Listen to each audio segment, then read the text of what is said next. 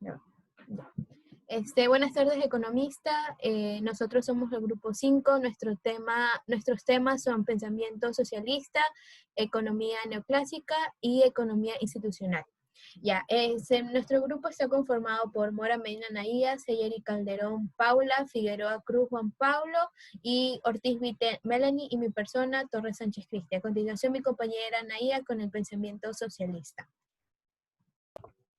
Buenos días, profesora. Yo voy a hablar sobre el pensamiento socialista.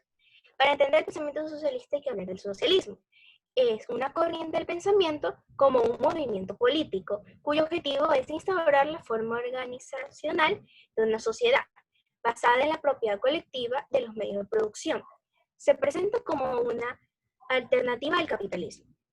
Las ideas socialistas coexistieron con los movimientos republicanos y demócratas que sostenían que la liberación de los seres humanos de las cadenas de la opresión hacia las reformas políticas. Posteriormente, en un periodo comprendido entre la Revolución Francesa de 1789 y las revoluciones en 1848, el socialismo se fue separando paulativamente de quienes defendían el camino de la reforma política, como la vía regia para lograr la emancipación humana. La Revolución Francesa llevó a las prácticas de algunas de las teorías ilustradas, así como grandes cambios, y supuso el establecimiento de nuevos cimientos sociales, culturales. Acabó con el antiguo régimen y abrió una etapa de grandes cambios sociales. Se fue creando una conciencia popular promovida por los teóricos de la recién nacida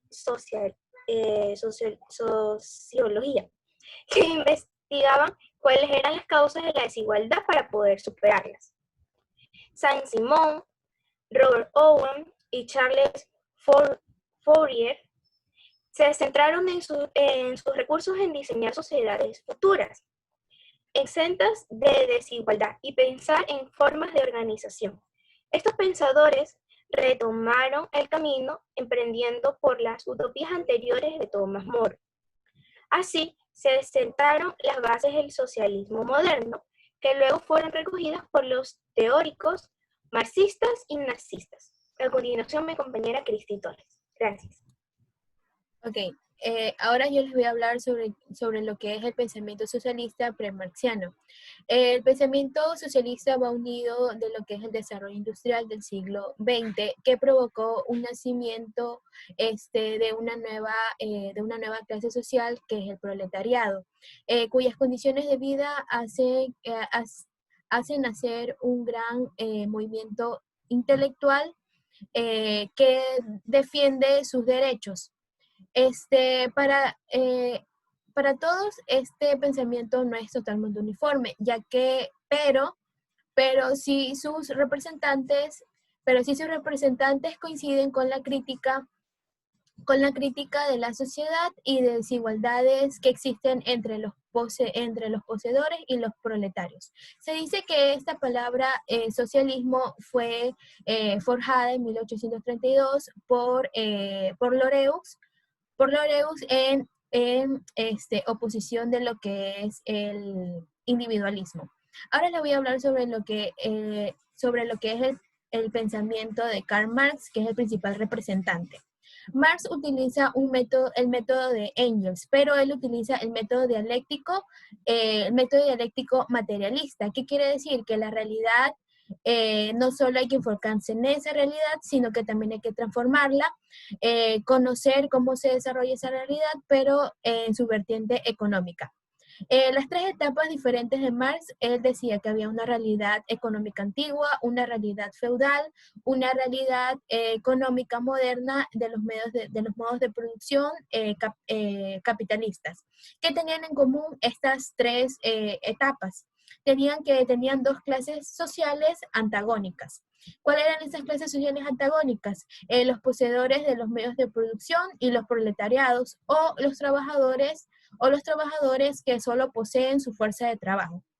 El capitalismo alcanza un cierto grado de desarrollo donde el capital empieza a concentrarse en pocas manos, y cosa que hace que los proletariados aumenten.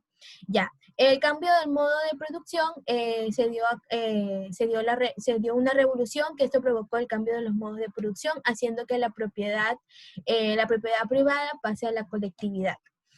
Los pensamientos de Marx no eran tan precisos, pero lo que sí decía que en la economía lo era. Este, en la economía no era. Por eso el marxismo tuvo tres fuentes y está integrado por tres partes, que era la filosofía alemana, la economía política inglesa y el socialismo francés. A continuación, mi compañero Juan Pablo Figueroa.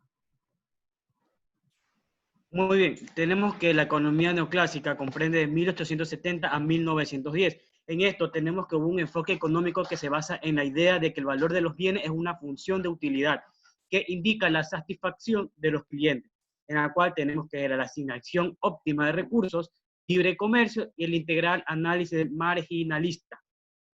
Podemos observar también los grandes economistas del pensamiento. Aquí destacan dos principalmente. El señor Alfred Marshall, que fue un fundador de la teoría del equilibrio parcial, y también Leon Walras, que fue otro fundador también, pero del equilibrio general.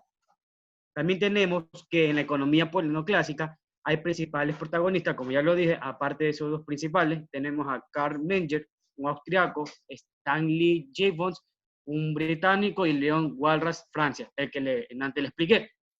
Muy bien. Este señor de Alfred Marshall, como principal padre de la neoclasia, elaboró una síntesis y excelente representación del pensamiento de estos autores.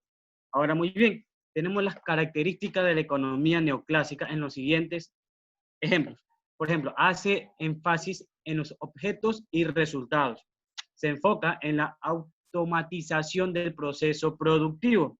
Busca reducir la utilidad de mano de obra de la producción. Expone que al crecer una organización debe aumentar su cantidad de empleados. Se apoya sobre la organización formal y por último reafirma de manera positiva los enunciados y principios de la teoría clásica. A continuación, mi economía institucional dada por Paula Seyer.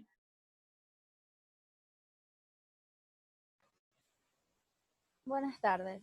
En cuanto a la economía institucional, podemos contemplarnos en dos corrientes o dos pensamientos. Uno dado por Ronald Coase, en el cual se basa en la microanalítica. En la microanalítica nos expone que en cuanto a las transacciones realizadas dentro de un emprendimiento, una compañía, hay tres diferentes costos. Los costos de búsqueda, a lo que se refiere en los costos utilizados en cuanto al estudio mercado, los costos en realización de proyecto y por último lo que son los costos en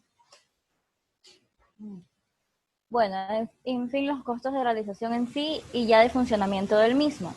Ahora, el segundo enfoque fue expuesto por Douglas North. Se fundamenta en la combinación de la teoría de costos de transacción de la conducta humana. En cuanto al enfoque microanalítico, vamos a analizar más este. Ronald Coase, en su libro La naturaleza de la firma, señala que los costos de transacción son los siguientes. Como ya mencioné, los generados por la búsqueda, los forjados por la negociación y los provocados por el control y la ejecución del mismo. Coase considera que la firma como conjunto de relaciones que existen debido a la intervención realizada por un emprendedor en torno al direccionamiento de sus recursos. Eso quiere decir que se tiene que buscar la optimización de la repartición de sus recursos en sí, en lo que basa nuestra economía. El hombre de negocios debe decidir entre adquirir insumos en el mercado o producirlos él mismo. Y entonces empieza a buscar alternativas para minimizar costos.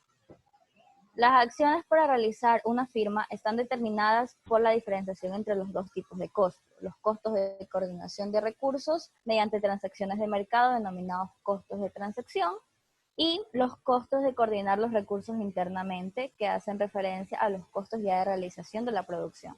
En cuanto al aporte adicional del pensador Williamson en torno a la jerarquía, consistió en señalar que esta dependía del tamaño de la empresa, exhibiendo que a un mayor desarrollo de sus departamentos se necesita por ley una mayor cantidad de empleados. Ahora hablemos de las fuentes generadoras de costos de producción señaladas por Williamson, en las cuales tenemos la existencia de la racionalidad limitada, oportunismo y objetivos trasladados y enfocados, problemas del entorno, en cuanto a la existencia de mercados no competitivos con la presencia de pocos compradores o vendedores, la presencia de mercados y la presencia de mercados que requieren altos niveles de inversión en específicos conocimientos y equipos. Gracias. A continuación, mi compañera Melanie Ortiz.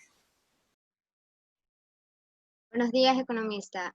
Voy a hablar sobre el segundo enfoque para el análisis de la empresa, que es el enfoque macroanalítico. Este se fundamenta en la combinación de la teoría de costos de transacción con la teoría de la conducta humana. Es propuesto por Douglas North en 1990 a 1993. Este enfoque hace alusión específica a los trabajos de North. North, en su trabajo, soporta sus teorías en los siguientes aspectos. El primero es el que los individuos no cuentan con toda la información para tomar decisiones que les permitan alcanzar los objetivos que persiguen. En este, él básicamente se basa en que los individuos, por falta de información, se convierte esto como en un peso para ellos al momento de querer alcanzar sus objetivos, lo que se basa en modelos que no son de resultado de comportamientos generales, llevándolos mucho a incurrir en errores. El segundo punto es la carencia de información que permite el exceso de sesgos generados por las posiciones subjetivas en los modelos que muchas veces se plantean para conducir a los agentes a la toma de decisiones erradas. Al referirnos en posiciones subjetivas, estamos hablando de los sentimientos de las personas, es decir, que las personas se dejaban llevar mucho de los sentimientos o de lo que pensaban, más no de la información completa. En tercer lugar, las mayorías de las instituciones que supuestamente imparten justicia son creadas por quienes ostentan el poder económico y político. El fruto de muchas de ellas es que las reglas están bajo las cuales las operaciones de las instituciones que básicamente están a favor de ellos. Y por último, los altos costos de transacción que debe asumir el agente en torno a la obtención de información para reducir la incertidumbre, el riesgo y los diferentes sesgos en el proceso de negociación impactan la consecución de los objetivos y restringen la posibilidad de cambios que tienen. A tres sujetos les afecta en este caso. En primer lugar, con el número y cualidades de los seres humanos. En segundo, con la acumulación de conocimientos humanos, sobre todo cuando se aplican al dominio del hombre sobre la naturaleza. Y en tercer lugar, con la matriz institucional que define la estructura que motiva a la sociedad. Para North, la base de los costos de transacción se halla en los costos de información entendidos como dos maneras. La primera es como los costos de medición de lo intercambiado, y la segunda, los costos de proteger y hacer cumplir lo pactado. Sin embargo, presenta los costos de transacción como dentro de los costos de producción de esa manera. Los costos totales de producción consisten en las entradas de recursos de tierra, trabajo y capital, que participan tanto en transformar los atributos físicos de un bien como en los de la negociación, definición, protección y cumplimiento forzado de derechos de la propiedad. Gracias.